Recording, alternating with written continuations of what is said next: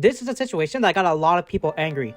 The state of New York raided this guy's house to take his squirrel and his raccoon to euthanize them because it was against the law to have them as pets after the owner, Mark, had them for over 7 years. Sub if you want. Okay, let's start this thing from the very beginning. 7 years ago, a squirrel got hit by a car, leaving behind its injured child. Mark seen this and took care of the squirrel. He went to the vets and they told him that they would euthanize the squirrel, but instead, he nursed the squirrel back to health for 8 months and then tried to release him. But the squirrel never developed any skills to live outside, and after some time, the squirrel came back to Mark with half of its tail missing a day or two later after releasing him, and that's when Mark decided to take care of the squirrel permanently and named it Peanut. Also with Fred the raccoon, there isn't a lot of information, but from what I understand, Fred was under a year old and they only had him for a few months, so he was a recent addition to the family. So Mark and Peanut have social media, and on their TikTok is just him chilling eating waffles and Peanut holding up a small sign which is promoting their sanctuary. And really, that was the main thing that they did. Their entire thing is just to promote the sanctuary that takes care of the over 300 something animals they have. And Peanut is the mascot of this entire thing because, the sanctuary is called Peanut's Freedom Farm. Till about 4-ish weeks ago, on October 30th, the Department of Environmental Conservation got a complaint about a squirrel that had rabies being taken in as a pet by some people. With the nature of the complaint, they sent 6 to 8 government officials from 4 different departments, and they raided Mark's house, detained him and his wife for 5 hours, and interrogated his wife about her immigration status to find Peanut and Fred, and they were also asking them if they had any cameras. When they found Peanut and Fred, they were then euthanized, because when the government officials grabbed them, Peanut apparently bit one of them, and the only way to check for rabies is to kill the animal. So they murdered Peanut and they murdered Fred too. But apparently, instead of killing them to check if they had rabies, they could have quarantined them for 10 days and ran tests on them, which I feel like would have been a better option, because this is someone's pet and an actual life, but decided that the best way to test is to just kill it rather than to let it live. If Peanut was a dog or a cat, I feel like they would have quarantined it instead of just automatically killing it. When they raided their home, Peanut was probably scared, because he was probably being manhandled. So he was probably trying to escape, and his only way to escape someone's hand was probably to bite it to, try to run out. But what doesn't make any sense to me is that if they knew Peanut allegedly had rabies, wouldn't it make sense to have proper equipment? I feel like we're in a day and age where we can have gloves that, squirrels can't bite into. I seen a clip of Mark's house after the whole raiding, but I can't find the video. But in it, everything was just tossed to the ground because, Peanut and Fred are both, relatively small animals, and the department just left the house without putting anything back. And the house looked like it got ransacked, robbed, and a hurricane went through the entire thing. So, the law that the DEC used was that you can't have a wild animal as a pet. But I think at that time, they were applying for a license to legally keep both Peanut and Fred. I think the reason why they didn't have a license in the first place, since they had Peanut for the last 7 years, is because, really, why would they? They have a sanctuary and their house is in the middle of an open field to care for their 300-something animals, which includes 70-something horses. Peanut isn't going to wander off and bite a random person, let alone find a random person. But with the fame that Peanut was gaining, I think they were getting the license just for his safety because, you never know how people are, and this is the result of that. But some people do blame Mark a bit because, he had Peanut for 7 years, but he could have done this, get the license and get everything done anytime in the past, 7 years. Mark and his wife were also interviewed by TMZ about the entire situation, and these were some of the points that they made during it. It not only tears my family apart, but Peanut was the cornerstone of our nonprofit animal rescue. And 10 to 12 DEC officers raided my house as if I was a drug dealer. I was sat outside my house for 5 hours. I had to get a police escort to my bathroom.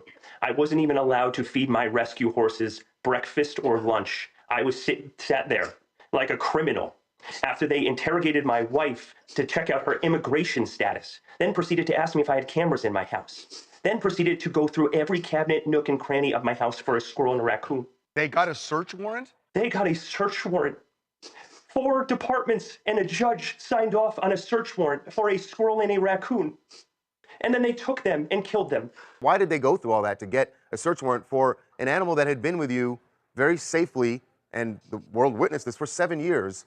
Why now suddenly did they show up with a search warrant and and take these animals. We haven't a clue.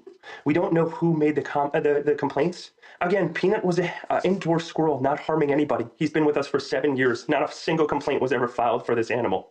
We had him for 7.5 years. He became the world's most famous squirrel. We weren't hiding him by any means. He was all over TikTok. He became the first squirrel on TikTok to ever hit 1 million followers. He did every news station around the world. He's helped people. He's helped kids gather joy. And then we started a nonprofit animal rescue called Peanut's Freedom Farm to help animals like Peanut fight a good fight when they're in a neglected case or they're sitting in a slaughter auction. And he was the cornerstone of our life and our organization. We used his platform to help raise money for the 300 animals we have at our sanctuary. The whole reason why they were raided in the first place is because someone made a false complaint about them because Peanut might have rabies. Even though Mark had Peanut for over 7 years, the lifespan of animals with rabies, for example for squirrels, is like 10 days after they get rabies. And squirrels are animals that rarely get rabies too. The chances of Mark getting bit once in the past 7 years is high. And he's completely fine.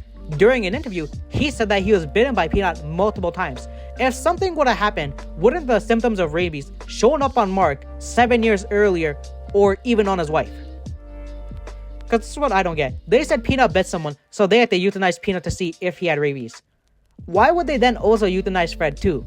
They probably euthanized Peanut to get the results fast to see if Peanut had rabies.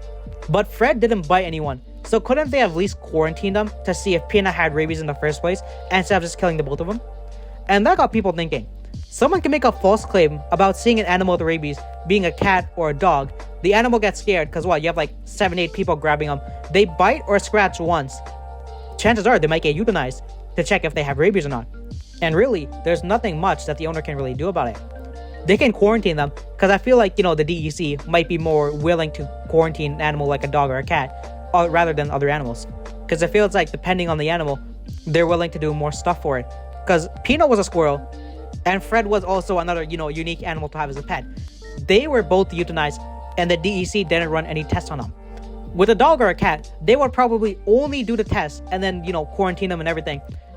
And that's when, they decide to euthanize them. They didn't give that chance to Peanut or Fred. Also, the whole thing about a person by the name of Monica calling in the fake report was apparently fake. This is a fake story that, a lot of people heard. And the story is that you have a person named Monica. She got jealous about Peanut having more followers than her, and she called in the fake report. And she didn't actually make the false report. She had to go through FOIL, which is the Freedom of Information Law, to prove that she didn't make any call. And to be honest, she's probably the last person to call about, Peanut and Fred, because she has 2 kids, and both of them, really like Peanut and Fred. And I think there's some stuff going around with lawyers, because you had people destroying her reputation and sending her death threats, when in reality, there is a person who made a false report, but it wasn't Monica. People were also blaming the director of the DEC for the death of Peanut. So with everything going on, Mark made a GoFundMe which reached $215,000 out of $300,000 when, it was on the GoFundMe website. But now their donations are going through their own website. This is what the GoFundMe originally said. It said, call for justice for Peanut the Squirrel and the NYDEC reform. To now it said, in honor of Peanut and Fred, support the Peanut Freedom Farm. To summarize the GoFundMe, this is what it said. Peanut and Fred were tragically euthanized by the DEC on October 30th, despite heartfelt efforts to save them in our memory. Peanut's Freedom Farm is continuing its mission to rescue and care for vulnerable animals, promoting compassion and kindness towards wildlife. The community has generally provided us free legal support to hold the DEC accountable to advocate for more humane wildlife management practices. Proceeds from the funding will directly support the farm's rescue efforts, ensuring a safe haven for animals in need. And since then, with everything going on, I think the DEC is getting like multiple bomb threats on the daily. Because it was 4 different departments that raided Mark's home and a judge who signed off on the raid. People are still trying to find out who this judge is, because the judge gave him an all clear to have Mark's house raided over Fred and Peanut. So that's what I feel like, and sub if you make another video.